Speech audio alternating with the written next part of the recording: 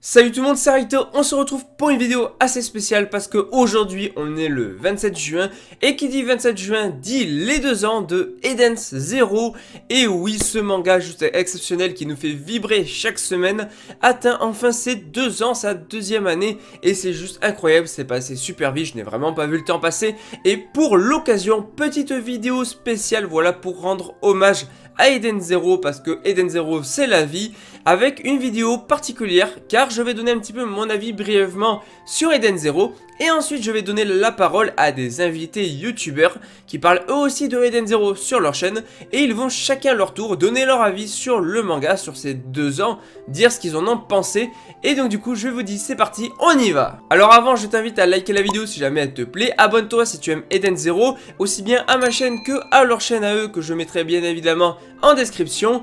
Et en tout cas je te laisse découvrir quels sont les invités, mais avant ça je vais te donner un petit peu mon avis. Alors pour moi Eden Zero est une grosse dinguerie, c'est un manga que je suis depuis 2 ans, chapitre par chapitre, je vous fais même une vidéo, une review ou live reaction sans pause, voilà, parce que j'adore ce manga. Chaque chapitre est une nouvelle découverte, une nouvelle aventure où on apprend de nouvelles choses, on suit l'aventure de nos héros préférés et clairement autant vous dire que Eden Zero j'adore. Qu'il s'agisse de l'univers que je trouve extrêmement riche et vaste et bien exploité de la part de Mashima, que ce soit entre les planètes, entre la robotique, entre les trucs futuristes et tout, on a énormément de développement derrière et encore on a vu qu'une infime possibilité de ce que va faire Mashima.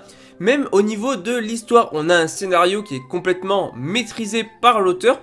Mashima maîtrise à 100% son scénario, il sait où il veut aller, et ça c'est quelque chose de pas mal, parce que l'histoire est vraiment forte en rebondissements, en révélations, en suspense. On n'a qu'une envie, c'est de continuer l'aventure avec nos héros, de voir un petit peu comment ça va évoluer, qu'est-ce qui va leur arriver, et en parlant des personnages qui sont pour moi extrêmement attachants, que ce soit en termes d'histoire, en termes de développement, en termes de design, de charisme, tout ce que tu veux, les personnages de Eden Zero sont très bons. Tu retrouves de tout, chacun a sa propre personnalité, son propre trait de caractère, et en fait tu peux t'attacher à n'importe quel personnage de l'Eden Zero. Chaque personnage est intéressant et chaque personnage va proposer quelque chose dans l'œuvre, et ça c'est une dinguerie monumentale. Donc voilà, j'ai donné rapidement mon avis sur Eden Zero, et maintenant je vais laisser faire les invités qui vont donner chacun leur tour leur avis sur ces 2 premières années, et du coup je vous laisse découvrir de qui il s'agit, c'est parti. Joyeux anniversaire Eden Zero! Et oui, ça fait 2 ans aujourd'hui que Eden Zero a commencé sa publication dans le Weekly Shonen Magazine. Ça fait déjà 2 ans, ça passe hyper vite. Hiro Mashima a commencé Eden Zero 1 an après Fairy Tail, après la fin de Fairy Tail. C'est vraiment un homme qui ne se repose jamais. Jamais. Et qu'est-ce qu'on peut retenir de ces 2 ans de publication d'Eden Zero? Ça fait 10 tomes, c'est quand même pas mal. 10 tomes d'aventures, de nouveautés, de personnages, plein de choses qui sont découlées. Et qu'est-ce que j'en pense personnellement? Je trouve que c'est une très belle aventure qui commence très bien. Ça marche pas, ça plaît pas. Ça reste une vibe très fairy tale, ça reste quand même une très belle aventure que je prends plaisir à suivre depuis 2 ans, que je suis toutes les semaines, que beaucoup de personnes je pense qui sont sur cette chaîne suivent toutes les semaines, et je trouve que même si on reste dans la vibe Mashima fairy tale, ça s'en détache quand même un petit peu, et je trouve que parfois l'univers est un peu plus sombre que Fairy Tail. On a des thématiques aussi qui ressortent, peut-être plus sur ce qui va être discrimination, ce genre de thème qu'on ne retrouve pas forcément très exploité dans Fairy Tail. Donc mine de rien, je trouve quand même l'univers beaucoup plus sombre, plus poussé sur certains aspects. Et les personnages sont quand même extraordinaires, je trouve. Petite mention pour Wise et Rebecca pour ma part, qui sont mes personnages préférés. On retrouve une palette de personnages toujours aussi diversifiée. De toute façon, Mashima, dans ses mangas, il a l'habitude de nous proposer une palette de personnages, une panoplie gigantesque. Et avec Eden Zero, les possibilités sont infinies. On se retrouve dans l'espace, dans un espace qui est infini, avec des personnages qui peuvent nous surprendre.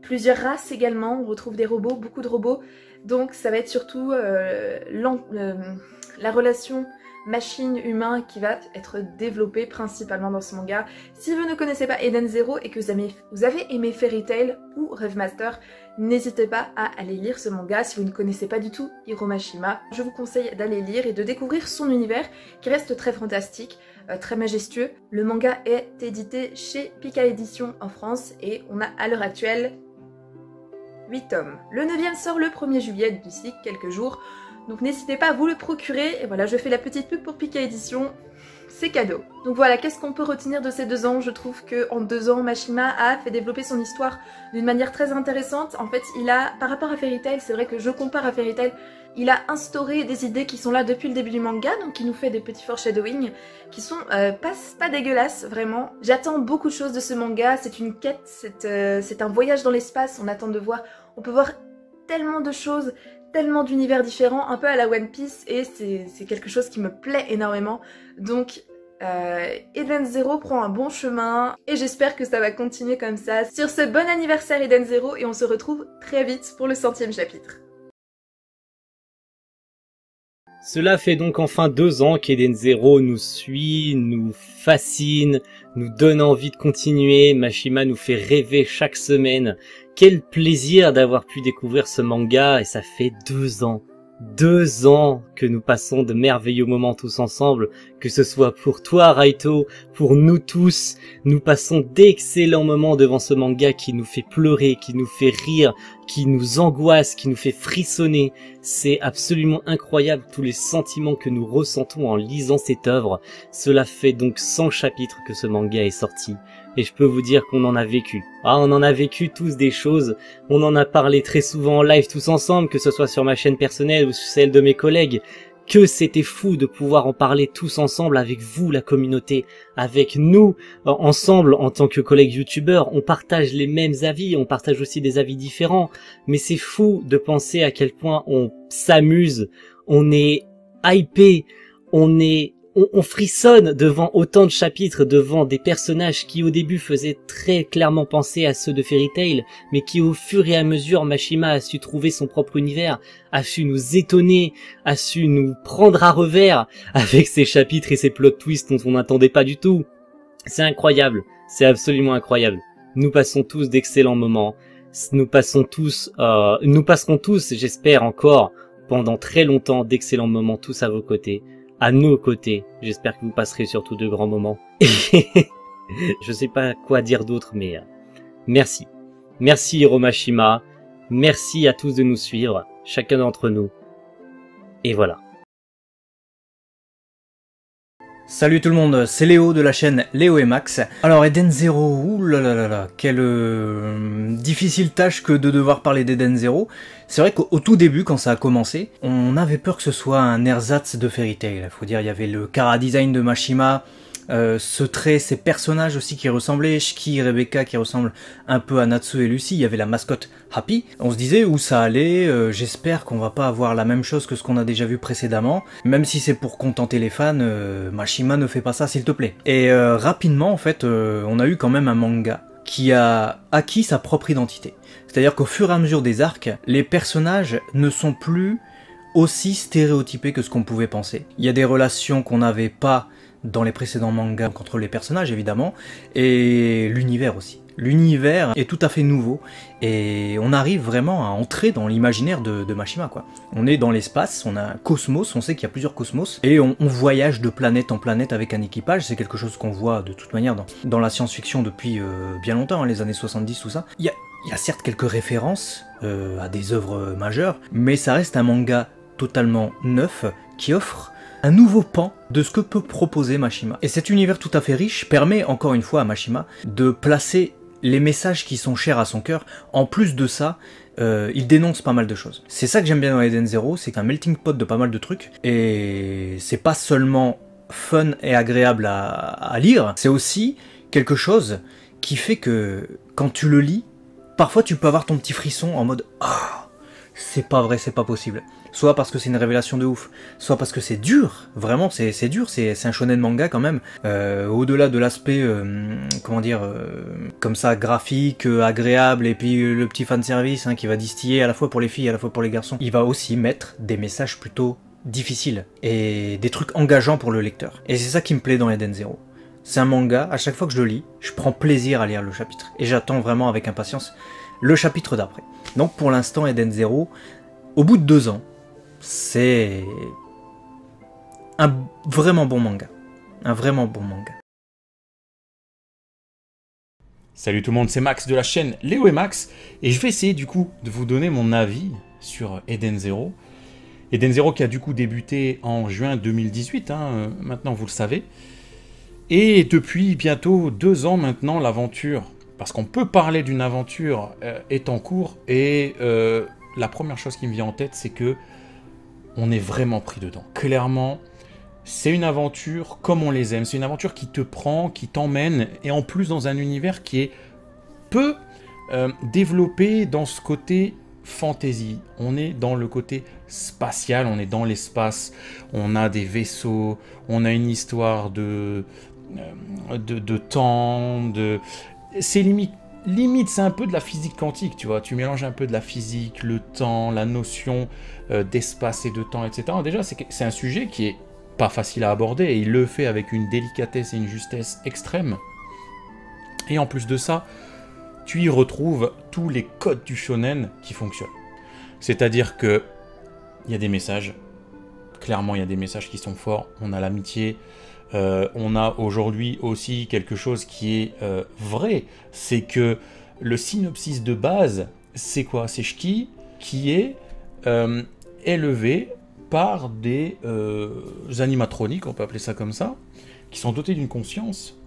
Et le but de ce début, c'est de se poser la question sur l'hostilité des humains, l'hostilité des machines. Est-ce que les robots peuvent avoir des sentiments ou pas?